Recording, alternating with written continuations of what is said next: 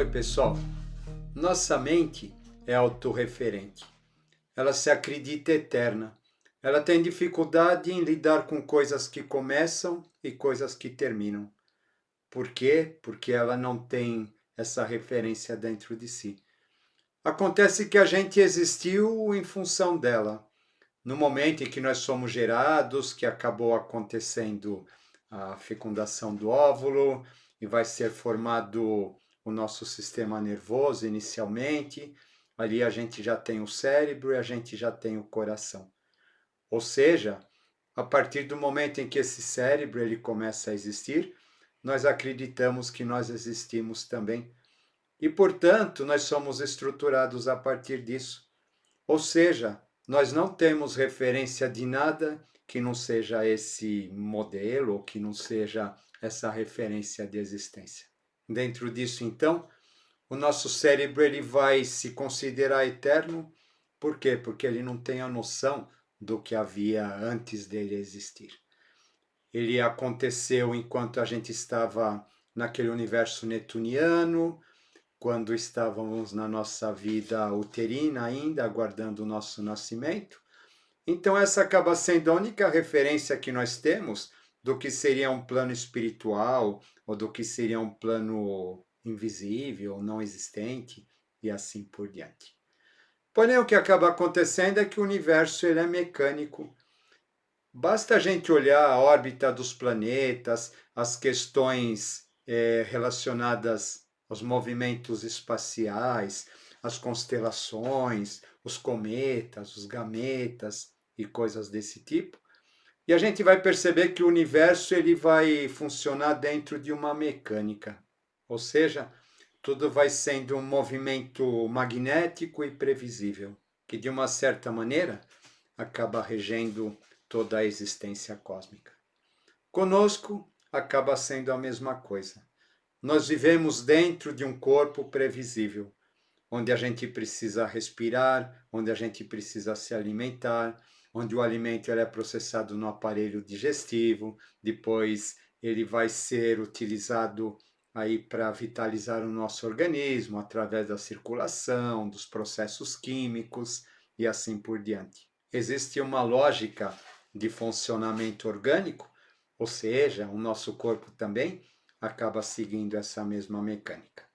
Pensando assim, então, tudo aquilo que nós criamos acaba sendo criado à nossa imagem e semelhança, e nós acabamos criando coisas, objetos, situações que acabam sempre de uma mesma maneira alimentando uma mecânica repetitiva.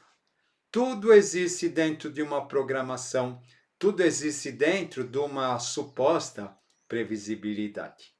É assim, de uma certa maneira, que nós acabamos vendo o mundo, que nós acabamos vendo nós mesmos. Ou seja, nós estamos presos numa mecânica, numa estrutura mecânica, e nós tendemos a isso.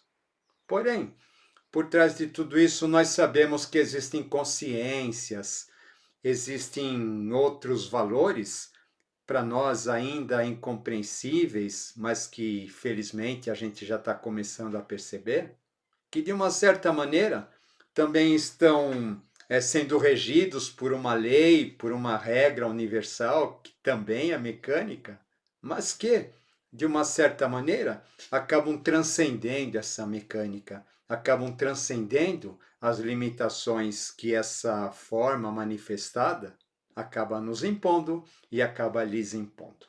Baseado nisso, então, vai acontecer a nossa estrutura cerebral e nós aprendemos sempre pela repetição. Nosso aprendizado ele vai acontecer dessa maneira desde quando nós somos bebês. A partir dos estímulos repetitivos, nós vamos conceituando o que é bem, nós vamos conceituando o que é mal, nós vamos conceituando o que é certo, nós vamos conceituando o que é errado. Nós vamos estruturando as nossas habilidades e nós vamos conceituando a nossa visão de mundo. Sempre a repetição. A repetição faz parte da vida manifestada. Caso contrário, se não houvessem essas conclusões, se não houvessem essas definições, a nossa personalidade ela acabaria não se firmando em nosso corpo. Por quê? Porque ela precisa dessas referências para ser estruturada. Quando a gente olha o mapa astral, na verdade a gente está olhando o movimento cósmico planetário no momento em que nós nascemos. Nós podemos dizer então que esse mapa, ele acaba, entre outras coisas, nos trazendo a mecânica na qual nós estamos inseridos. A mecânica repetitiva na qual todos nós estamos atados, para que, de uma certa maneira, através dessa repetição, nós consigamos assimilar estágios cada vez mais adiantados ou evoluídos de consciência, a fim de que dessa maneira nós possamos evoluir. Porém, o que acaba acontecendo é que se a gente ficar sempre preso a esse mesmo processo, a esse mesmo aspecto repetitivo, nós não iremos a lugar algum. Ficaremos tal qual Prometeus, acorrentado numa pedra, presos dentro de uma condição que acaba não se resolvendo jamais. Aí então vão surgir aqueles conceitos kármicos de que eu faço mal para você nesta vida, na vida seguinte você vai fazer mal para mim, ou aquilo que eu não gosto nesta existência, eu vou ter que aprender a gostar na outra. Ou seja, vai havendo um revezamento, né, de situações que a gente vê que acabam não nos levando a lugar algum, porque nós acabamos sempre presos na mesma história, não importa se de um lado ou não importa se do outro. E o nosso mapa, então, quando a gente presta atenção nos aspectos, principalmente nos aspectos kármicos, eles vão acabar nos falando exatamente isso. Muitas vezes a gente vai olhar para aqueles aspectos retrógrados do nosso mapa, que representam as lições mais difíceis ou as provas que nós precisamos superar, e eles acabam indicando comportamentos de pessoas que a gente muitas vezes abomina nessa existência, só que de um certo modo nós acabamos sempre sendo vítimas deles. E aí então a gente percebe que, né, que de uma certa maneira numa vida talvez a gente seja o algoz, na outra a gente seja o refém, para que a gente tenha a oportunidade de rever essas questões, porém a gente continua preso dentro de um mesmo núcleo. Isso daqui acaba nos levando a um processo repetitivo que, conforme eu já disse, dificilmente nos trará novas possibilidades de adquirir novos aprendizados e experiência. O que acaba sendo interessante dentro de tudo isso é aquela mecânica do Quirón, da Lilith, do Nó do Sul, dos planetas retrógrados sendo eternamente ativados, a ponto da gente ficar repetindo essa mecânica e acreditar que isso é o nosso destino. Isso, de um outro lado, acaba nos trazendo uma grande possibilidade de superação a partir do momento em que a gente compreenda o que existe por trás dessa mecânica. Assim como no universo, nos planos superiores, os planetas, eles guardam consciências, eles guardam hierarquias criativas e coisas do tipo. Essas lições nos nossos mapas também acabam nos trazendo a possibilidade de que a gente possa entrar em contato com essas consciências dos planos invisíveis e começarmos a procurar novas possibilidades, talvez, para romper esse ciclo vicioso. O que acaba sendo interessante quando a gente vai dizer, então, em termos de planetas retrógrados, é que na sua grande e esmagadora maioria, eles vão acabar nos dizendo a respeito de algum dom, a respeito de algo que nós possuímos em vidas passadas e que, de uma certa maneira, nós acabamos não fazendo bom uso. Seja o poder, seja a inteligência, seja a palavra, seja a sedução. Algo que deveria de ter sido usado de modo construtivo, acabou sendo usado de modo egoístico, acabou sendo usado de modo destrutivo.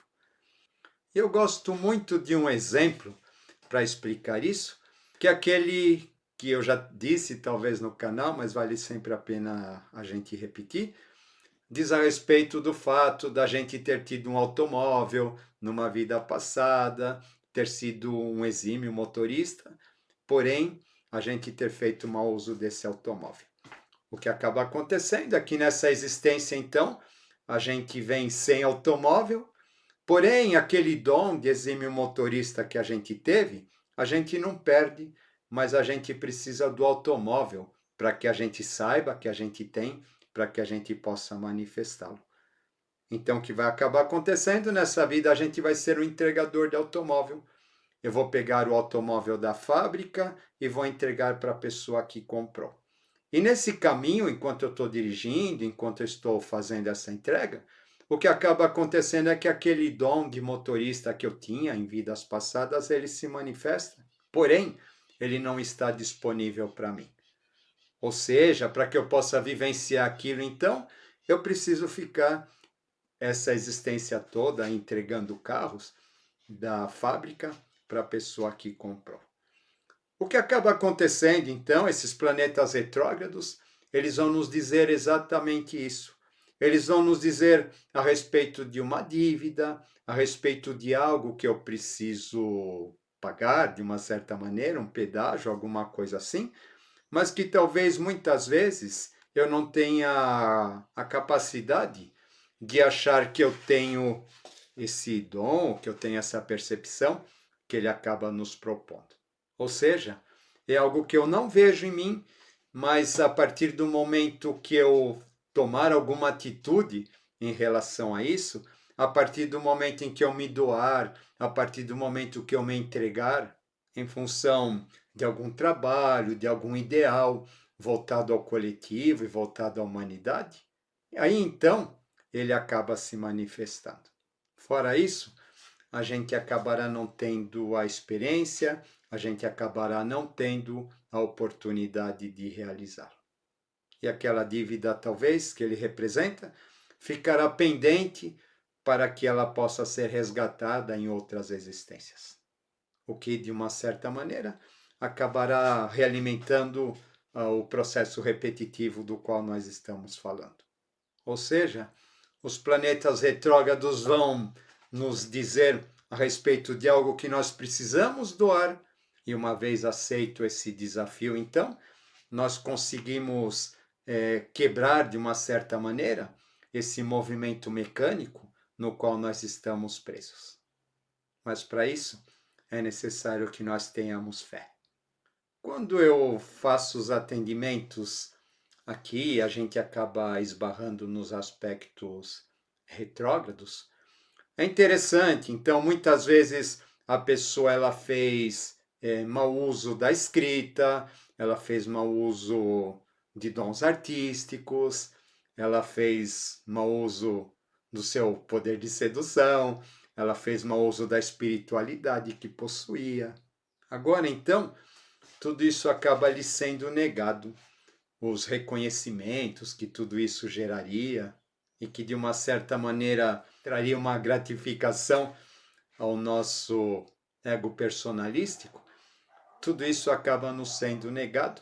E é exatamente essa insegurança que vai fazer com que a gente se questione a esse respeito e com que a gente reflita a respeito da responsabilidade que tal trabalho, tal aspecto direcionado ao coletivo, direcionado à humanidade, implica.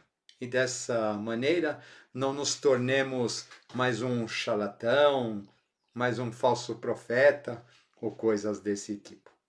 Voltando então à leitura dos mapas, as grandes soluções que acabam nos aparecendo para que a gente possa superar esses obstáculos acabam sendo relacionados à mente criativa. Mas o que é a mente criativa? Vamos pensar no seguinte, por exemplo, eu preciso fazer um projeto de alguma coisa, um projeto de uma casa, um projeto gráfico, alguma coisa desse tipo. Eu fico lá olhando para a tela do computador, pensando a respeito do tal projeto. O que acaba acontecendo é que muitas vezes, ou na grande maioria das vezes, eu não consigo realizar esse trabalho dessa maneira. E às vezes eu passo muito tempo pensando a respeito de como aquilo seria. Porém, de repente, eu passo na rua, eu vejo um cachorrinho, eu vejo uma árvore, eu vejo o céu, eu olho para alguma coisa assim que me toca de uma certa maneira e me absorve completamente. E o que acaba acontecendo é que nesse momento a solução daquele problema, a solução daquele projeto, ela acaba aparecendo assim como uma gota de luz que pinga dentro da minha cabeça. E nesse momento então que a gente acaba percebendo é que esse insight faz com que a gente consiga resolver aquela questão.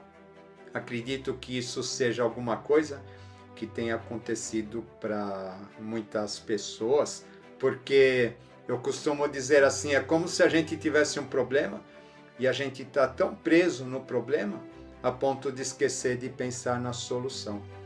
Só que essa solução ela só vai aparecer a partir do momento em que eu esqueço do problema. Ou seja, em relação a nós mesmos, as soluções aos nossos conflitos, elas só aparecerão a partir do momento em que eu esqueço de mim. E para que eu esqueça de mim, eu preciso me doar verdadeiramente a algo, a alguém, a alguma causa e assim por diante. Porque quando a gente está envolvido com um processo criador de algo, por exemplo, vocês devem saber muito bem, o que acaba acontecendo é que nós somos tomados de uma espécie de energia, onde a gente esquece de comer, a gente esquece das nossas rotinas, a gente esquece das horas. Enquanto aquilo não estiver pronto, enquanto aquilo não estiver concluído, parece que a gente não consegue pensar em alguma outra coisa, o tanto que isso nos absorve. E no momento que nós estamos envolvidos verdadeiramente por essa energia criativa, é como se nós fôssemos médiums, nós fôssemos meios para que aquilo possa se realizar.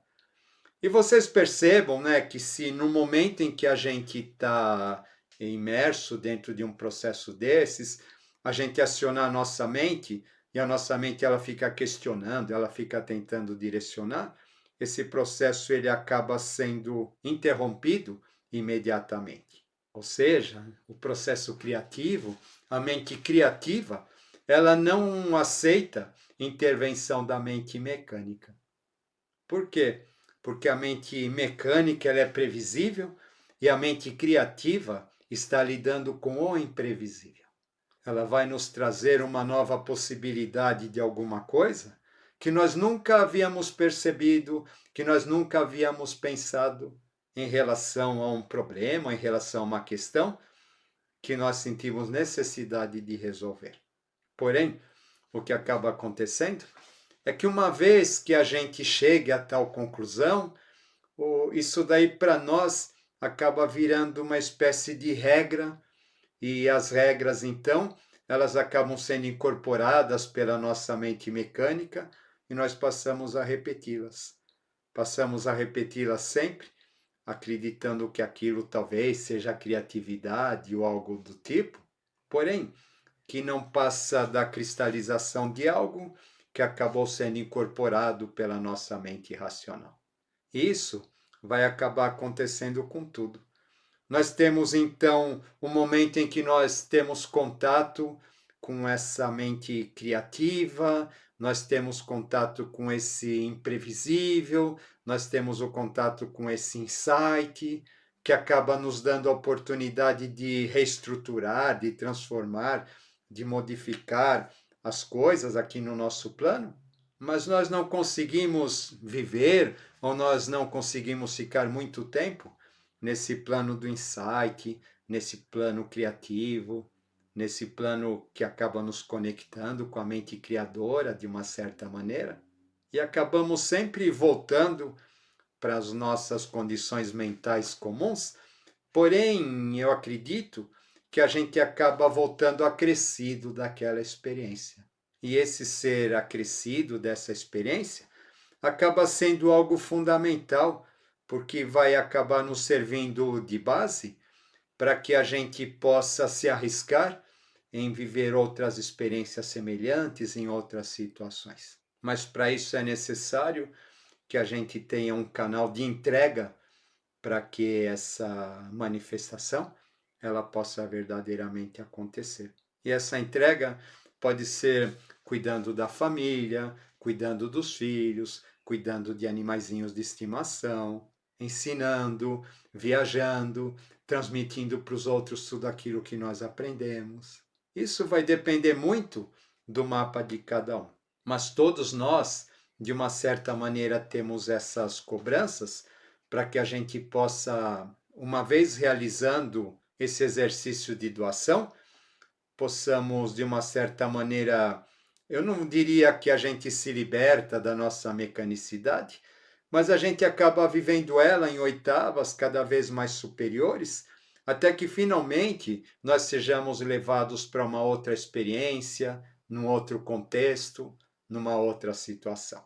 O que possivelmente nos levaria à conclusão de que tal karma teria sido esgotado, ao passo que, se a gente continua preso dentro dessa mesma repetição mecânica, conforme a gente disse anteriormente, esse karma ele continua sendo realimentado e acaba se transformando em algo talvez eterno ou quase eterno, ou que demore muitas e muitas existências para que finalmente possa ser dissolvido. E isso vai acabar acontecendo não só em termos pessoais, como em termos coletivos. Ou seja, a humanidade de tempos em tempos, ela vai ser levada a lidar com as suas sombras, para que ela perceba que existem dois caminhos em relação a isso.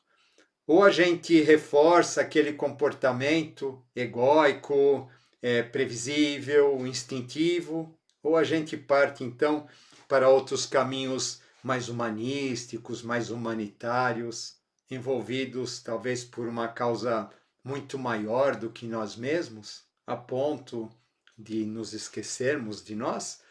E dessa maneira, então, transcendemos a essa repetição cíclica que acaba nos sendo imposta como humanidade e comecemos a viver novas realidades. Comecemos a viver todos esses aprendizados dentro de um estágio superior. Essa causa que a gente chama importante, a qual a gente deve se dedicar, a ponto de nós nos esquecermos de nós mesmos, é o Avatara.